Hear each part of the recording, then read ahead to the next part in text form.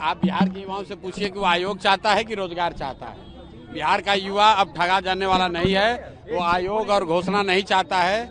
हम लोग की मांग है कि लोकसभा में जिस वोटर लिस्ट से चुनाव हुआ था, मोदी जी उसी से चुने गए हैं।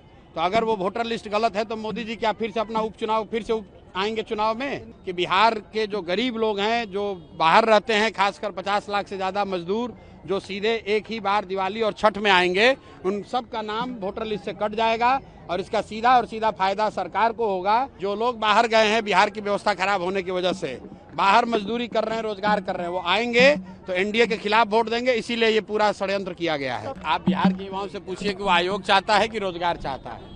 बिहार का युवा अब ठगा जाने वाला नहीं है, वो आयोग और घोषणा नहीं चाहता है। नीतीश कुमार ने 2015 में ये वादा किया था कि 18 साल से 35 साल के तक जितने युवा हैं, जब तक उनको नौकरी नहीं मिलेगी, रोजगार नहीं मिलेगा, तब तक उनको 1000 रुपए का हर महीने बेरोजगारी भत्ता मिलेगा। कोई भी युवा से पूछ लीजिए, आज तक 1 रुपया नहीं मिला है।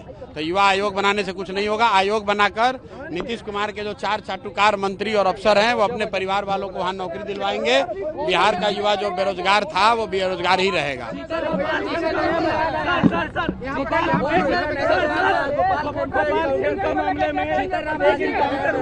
गोपाल खेमका मामले में एक एनकाउंटर हुआ है, चिराग पासवान ने अपनी सरकार पे सवाल उठाया है।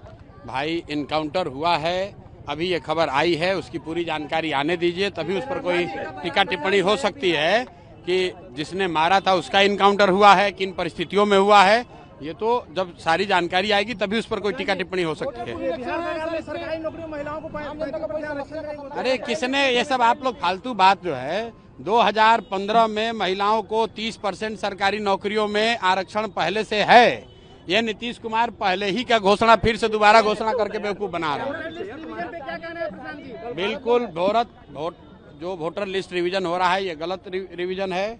हम लोग की मांग है कि लोकसभा में जिस वोटर लिस्ट से चुनाव हुआ था, मोदी जी उसी से चुने गए हैं। तो अगर वो वोटर लिस्ट गलत है तो मोदी जी क्या फिर से अपना उपचुनाव फिर से आएंगे चुनाव में? तो जो, अरे रुको ना भाई, तो खाली सवाल पूछ लो।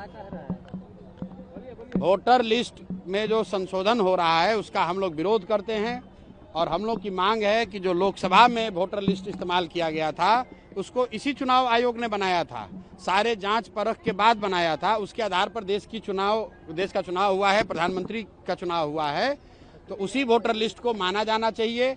उसमें अगर किसी की मृत्यु हो गई है, कोई पलायन कर गया है तो उसका नाम काट दीजिए। जो 18 साल से ज्यादा के लोग हैं उसका नाम जोड़ दीजिए।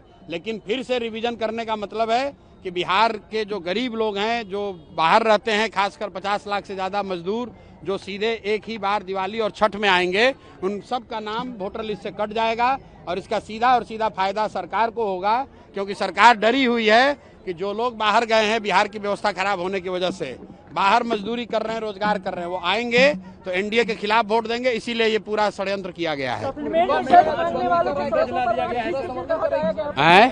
समर्थन कर रही है क्या सरबंदी का? बिल्कुल नहीं करती है। हम लोग लंपट लोगों का पार्टी नहीं है कि अगर आप बिहार बंद कीजिएगा तो उससे किसका नुकसान होगा?